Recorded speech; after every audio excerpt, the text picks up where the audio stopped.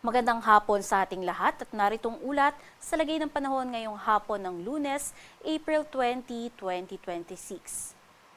Base nga sa ating latest satellite animation ay muli na namang nagbabalik itong easterlies o yung mainit na hangin galing Pasipiko na siyang makakaapekto dito sa may katimugang bahagi ng Luzon, maging sa may Visayas at Mindanao at magdadalangayan na mainit at maalinsangang panahon at mas matataas na tsansa ng mga pag-ulan, pagkidlat at pagkulog. Sa magiging lagay naman ng panahon bukas, asahan natin na patuloy pa rin nga yung magiging epekto ng easterlies at aabot nga yan dito sa may Metro Manila, Calabarzon, Mindoro, Marinduque, maging dito sa buong Bicol region. Kaya asahan po natin yung pagiging mainit at maalinsangan sa umaga at pagsapit ng hapon, mga tsansa naman na mga pulu-pulo at mga panandali ang mga pagulan, pagkidlat at pagkulog. Sa nalalabing bahagi naman ng Luzon ay iiral naman ang localized thunderstorms, kaya maghanda din tayo sa tsansa ng mga panandali ang mga pag-ulan.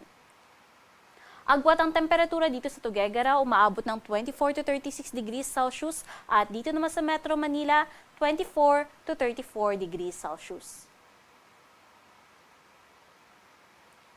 Sa may bahagi naman ng Palawan, Visayas at Mindanao ay iiral pa rin yung epekto ng easterlies. Kaya ganito pa rin po yung aasahan nating panahon, maging mainit at maalinsangan at maghanda sa tsansa ng mga pag-ulan sa hapon.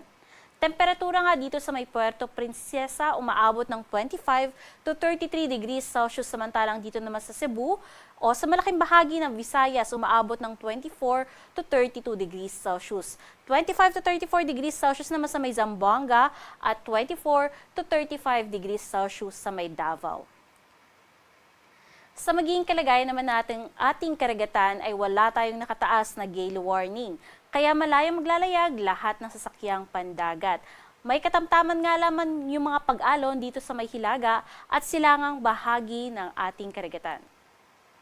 Sa magiging lagay naman ng panahon sa susunod na 3 araw, asahan nga natin na posible pang umabot hanggang Northern Luzon yung epekto ng easterlies. Kaya naman, maghanda tayo sa mas maraming tsansa ng mga pagkidlat at pagkulog at andyan pa rin yung pagiging mainit at maalinsangan ng panahon sa susunod na 3 araw. Easterlies ang siya ding iiral dito sa buong Visayas, maging sa Mindanao.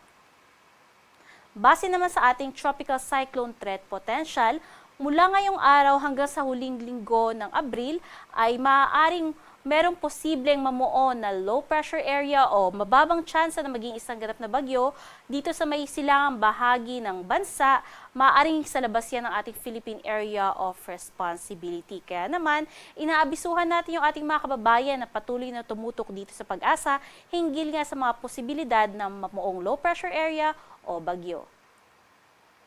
Dito sa Kalakhang, Maynila, ang araw ay lulubog ng alas 6:11 ng gabi at sisikat naman yan bukas ng alas 5:40 ng umaga.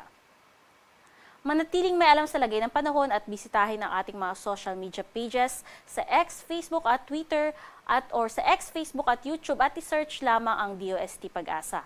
At para sa karagdagang impormasyon ay bisitahin ang ating website pag-asa.dost.gov.ph at panahon.gov.ph.